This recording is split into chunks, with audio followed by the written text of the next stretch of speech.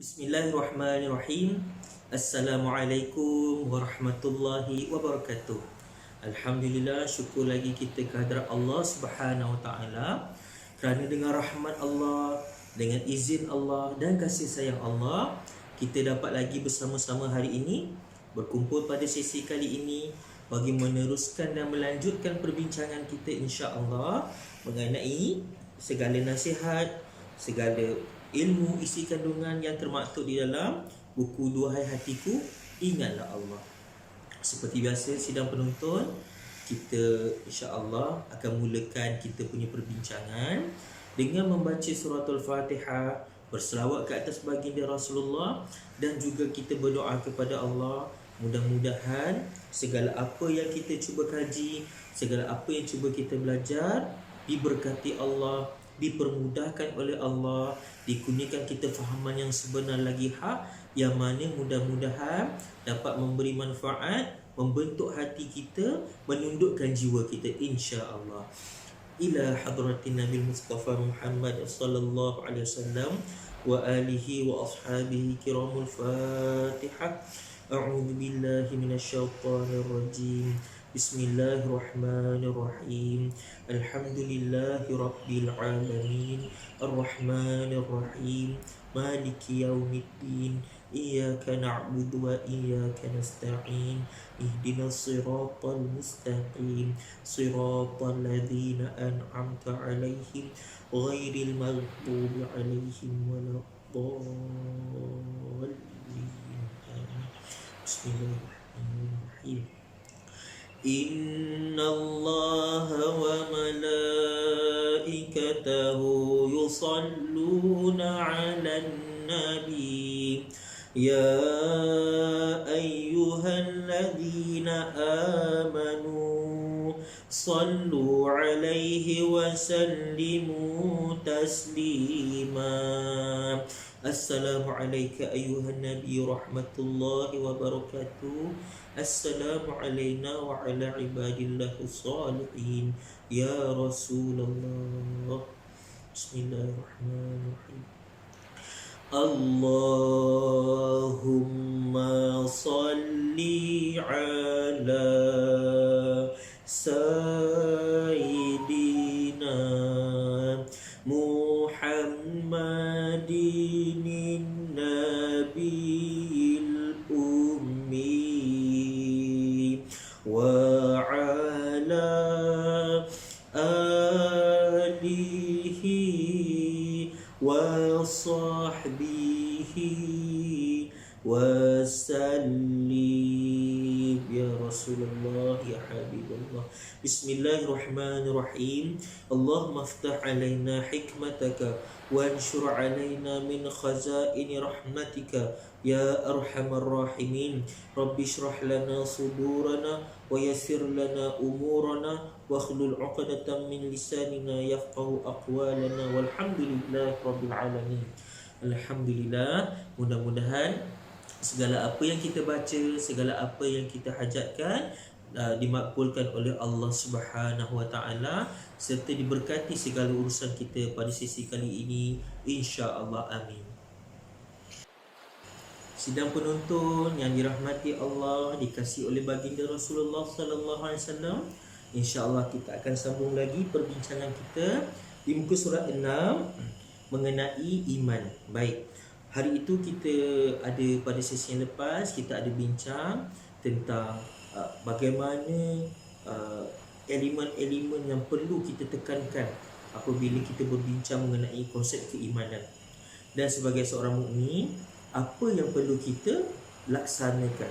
Adakah cukup sekadar mempercayai? Jawapannya tidak. Kita bukan saja perlu mempercayai, membenarkan dengan kata-kata yang kita melafazkan, tetapi kita juga perlu membuktikan dengan ketaatan kita kepada Allah Subhanahu wa taala. Baik.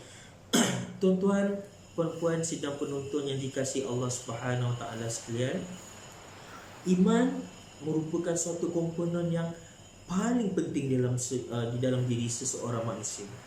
Kerana iman, seperti yang telah saya katakan dahulu, iman merupakan satu anugerah yang sangat mahal, yang sangat tinggi nilainya. Tak semua manusia di antara kita yang bertuah memiliki iman. Bahkan seperti yang telah saya katakan juga, mereka yang beriman pun mempunyai beberapa peringkat. Ada yang nipis imannya, ada yang tebal imannya, ada yang mantap, orang kata imannya, berbagai-bagai sifat. Iman merupakan suatu perkara yang sangat penting, kerana berkat keimananlah seseorang dapat mengawal dirinya dalam menjalani kehidupan seharian. Kerana berkat keimanan, seseorang itu pasti akan rasa takut untuk mempunyai sifat-sifat mazmumah. Kerana iman itu suci dan bersih. Seorang yang beriman secara fitrahnya, dia pasti akan berusaha dan kalau boleh nak menjauhi selama-lamanya segala-gala sifat amarah dan mazmumah. Jadi bagaimana mungkin seorang yang mendakwa mempunyai iman tapi serasi dengan segala kejahatan? Sudah tentu kalau minyak dicampur dengan air, pasti dia tidak akan bersatu. Begitu juga dengan seorang yang beriman. Apabila seorang itu telah mendakwa atau mengaku ia beriman dan memiliki iman yang sebenar-benar, pasti dan pasti dia tidak akan suka untuk melakukan perkara-perkara mungkar. Jadi sama-samalah berkat daripada apa yang kita huraikan ini, kita nilai diri kita setakat ini. Telah sejauh manakah iman kita? Dan jika benar insya-Allah kita ada iman, sejauh manakah iman kita membentuk kita menjadi hamba Allah yang sebenar-benar hamba, hamba Allah yang soleh, hamba Allah yang taat. Apakah benar dengan berkat iman kita hari ini kita mampu mengawal mata kita daripada memandang sesuatu perkara yang tak sepatutnya kita pandang? Apakah benar berkat daripada keimanan kita sudah dapat mengawal kata-kata kita daripada mengata sesuatu perkara yang tak sepatutnya atau mendengar perkara-perkara yang tak sepatutnya? Jika masih belum, tidak apa, jangan kita risau, jangan kita khawatir.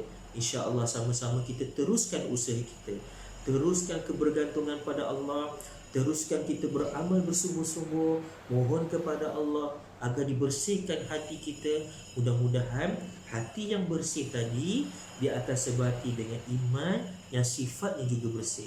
Hanya bersih dengan kebersihan sahajalah yang akan bersatu dan akan sebati di dalam diri kita, insya-Allah. Amin. Baik, mari kita sama-sama kita lihat, kita sambung apa yang dikatakan oleh pengarang untuk kita teruskan sisi pengajian kita pada kali ini, insya-Allah.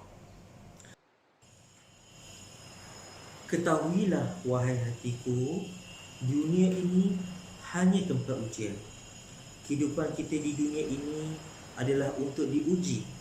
Siapakah yang benarnya, yakni siapakah yang benar keimanannya kepada Tuhan. Seperti mana firman Allah Subhanahu Wa Taala di dalam surah Al-Kahfi ayat ke-7 yang bermaksud, sesungguhnya kami jadikan apa yang di muka bumi sebagai perhiasannya supaya kami uji manakah di antara mereka orang yang lebih baik amalannya. Sidang penonton yang dikasihi oleh Allah, lagi disayangi oleh baginda Rasulullah sallallahu alaihi wasallam, benar Allah SWT menjadikan dunia ini indah.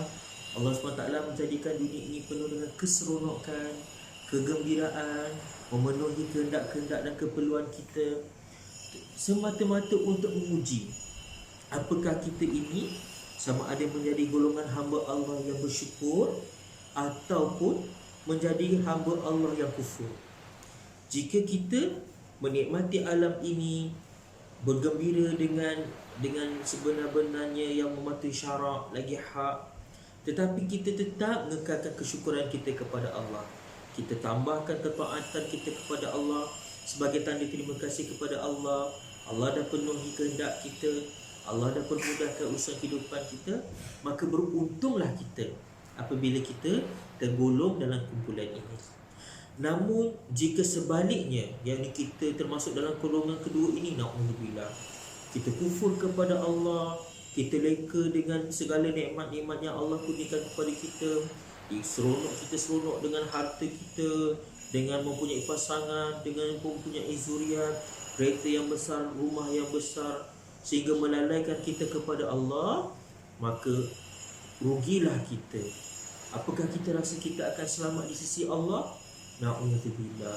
Mudah-mudahan Allah SWT menjauhkan kita daripada terjebak walaupun hanya sebesar biji sawi. Orang kata sebesar biji sawi, daripada termasuk dalam golongan ini. Kita ambil contoh para anbiya. Sebagai contoh yang paling ketara ialah baginda Nabi Sulaiman AS. Baginda Nabi Sulaiman AS memohon kepada Allah, seperti yang termaktub dalam Al-Quran, agar Allah kurniakan kepada baginda sebuah kerajaan yang tak pernah dan tak akan dimiliki oleh sesiapa pun lagi selepasnya atau sebelumnya. Sebab itulah seperti yang kita belajar, kita maklum bahawa baginda Nabi Sulaiman AS, kerajaannya bukan sahaja mentadbir manusia tetapi juga mentadbir bangsa jin. Berkat mukjizatnya, baginda boleh mengarahkan angin untuk membawa baginda ke mana-mana saja. Baginda juga dikurniakan dengan harta yang banyak, negeri yang mewah, negara yang subur. Walaupun begitu, walaupun baginda mempunyai kedudukan yang paling tinggi sebagai raja, kerajaan yang hebat, yang gah, yang mampu menundukkan kerajaan-kerajaan lain di sekitarnya, tetapi kerajaan dan harta yang dimiliki oleh Nabi Sulaiman ini semuanya didirikan berlandaskan tauhid kepada Allah SWT. Nabi Sulaiman AS tidak pernah lupa kepada Tuhan. Malah ibadahnya, Masya Allah, hebat. Sentiasa baginda bersujud kepada Allah. Tidak pernah baginda melupakan ketaatan dan perintah kepada Allah. Inilah contoh yang patut kita ambil. Di dalam agama kita, Allah SWT tidak pernah langsung menghalang hamba-hambanya daripada mengumpul kekayaan, berseronok-seronok dengan kehidupan di dunia ini. Tidak. Tetapi apa yang Allah SWT tuntut, kita boleh mengumpul kekayaan, kita boleh menikmati segala keindahan yang ada di alam ini, tapi pastikan tidak ada satu cinta dunia di dalam hati kita. Kita kasih kepada harta-harta kita, kita seronok dengan kurniaan Allah, kita bersyukur dengan apa sahaja Allah kurniakan, kita gunakan untuk kebaikan, menambahkan ketaatan kita kepada Allah, tetapi tidak sampai hati kita cinta sehingga kita berat untuk meninggalkan harta kita, memberi infak, dan paling penting sekali, tidak menyebabkan kita sehingga takut mati. Wal'iyadzubillah. Penonton yang dikasihi Allah Subhanahu Wa Taala, lagi dikasihi oleh baginda Rasulullah Sallallahu Alaihi Wasallam. Baik, mari kita sambung. Kita lihat apa lagi yang dikatakan oleh pengarang. Baik, kata pengarang, dalam maksud dan tujuan inilah Allah menguji diri seseorang. Ujian yang bertujuan untuk menguatkan dan meningkatkan lagi keimanan seseorang. Ujian yang bukan untuk menyiksa dan menzalimi. Ujian yang bukan untuk mendera atau menyakiti. Tetapi dengan ujian yang diberikan oleh Tuhan inilah yang akan menjadikan seorang itu menjadi manusia yang benar lagi sempurna, seorang mukmin di sisi Allah Subhanahu Wa Taala.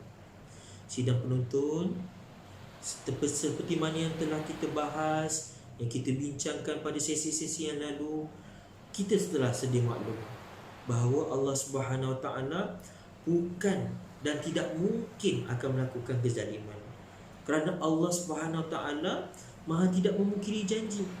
Tuhan kita, Tuhan yang Maha baik, telah mengharamkan melakukan kezaliman ke atas dirinya sendiri, dan juga mengharamkan kita, yakni para hambanya, daripada menzalimi hamba-hamba Allah yang lain.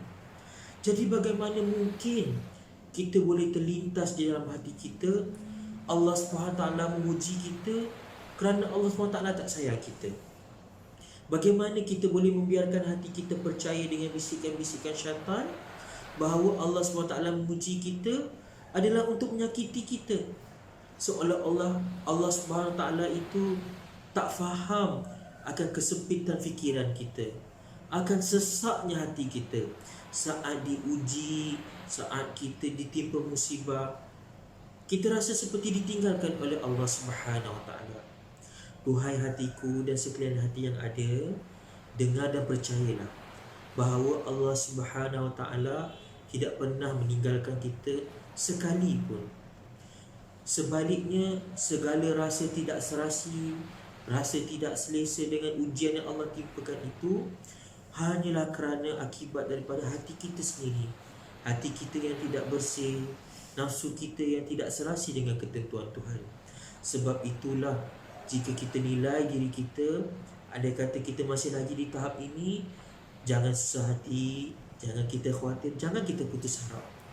Teruskan memohon kepada Allah, beramallah bersungguh-sungguh, mengisbatkan Allah, dan teruslah memohon kepada Allah. Ya Allah, tolonglah hamba ya Allah, bantulah hamba ya Allah, agar dibersihkan hati hamba ini menjadi hamba yang serasi dengan hukum dan ketentuan-Mu, yang mencintai-Mu zahir dan batin, menjadi hamba-Mu yang sebenar-benar hamba, serta hamba yang serasi dengan hukum, perintah dan ketentuan-Mu ya Allah.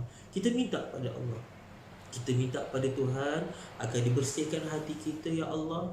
Bersihkanlah hati hamba ini ya Allah daripada segala kekotoran dan keburukan, dosa dan noda ya Allah, amarah dan mazmumah, mungkar dan ingkar, serta sesuatu selain Engkau ya Allah, yakni cinta dunia.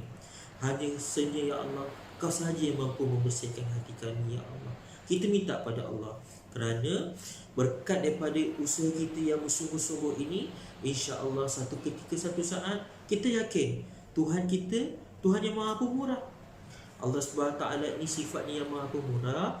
Dia tidak akan membiarkan hamba-Nya balik dengan tangan kosong. Seperti mana kita meminta bantuan, sumbangan daripada orang yang bersifat pemurah, apakah dia akan biarkan kita balik tangan kosong? Sudah pasti tidak. Dia akan rasa malu kalau dia biarkan kita balik dengan tangan kosong. Itu sifat seorang hamba. Apatah lagi Tuhan yang kita isbatkan, subhanallah, Tuhan yang maha suci, maha suci daripada segala kelemahan dan kekurangan. Pasti dan pasti Tuhan tidak akan membiarkan kita. Apa firman Allah SWT? Berdoalah kepadaku, nescaya aku akan mengkabulkan permintaan kamu. Yakni, ataupun dalam bahasa lain yang mudah untuk kita faham, mintalah apa saja kepadaku. Pasti dan pasti, insya-Allah aku akan kabulkan apa saja yang kau minta. Sebab apa saja yang kamu minta, hartaku banyak, tidak akan berkurang sama sekali. Sidang penonton yang dikasihi oleh Allah dan baginda Rasulullah sallallahu alaihi wasallam, setakat ini saja perbincangan kita pada sesi kali ini. Insya-Allah kita akan bersambung lagi perbincangan kita, kajian kita mengenai segala nasihat, tunjuk ajar yang dibincangkan dalam buku Duhai Hatiku, Ingatlah Allah pada sesi akan datang. Mudah-mudahan apa sahaja yang kita kaji dan kita bincangkan memberi manfaat kepada diri kita. Jika ada suatu ilmu yang baru dapat kita guna pakaikan dalam kehidupan, dan juga dapat membantu kita dalam usaha untuk menjinakkan nafsu kita, melembutkan hati kita, menjadi hamba yang sebenar-benar taat, berubudiah kepada Allah Subhanahu Wa Taala. Baik, kita sama-sama tutup majlis kita dengan tasbih kafarah dan suratul Asr. Bismillahirrahmanirrahim. Subhanakallahumma rabbana wa bihamdik, asyhadu an la ilaha illa anta, astaghfiruka wa atubu ilaik. Bismillahirrahmanirrahim. Wal 'asr innal insana lafi khusr illa alladhina amanu wa 'amilus solihat wa tawassaw bil haqqi wa tawassaw bis sabr. Allahumma salli ala Sayyidina Muhammadin Nabil Ummi wa ala alihi wa sahbihi wasallim. Alhamdulillah. InsyaAllah sama-sama kita bersihkan hati, insya-Allah Allah cintai. Wabillahi taufiq wal hidayah. Assalamualaikum warahmatullahi wabarakatuh.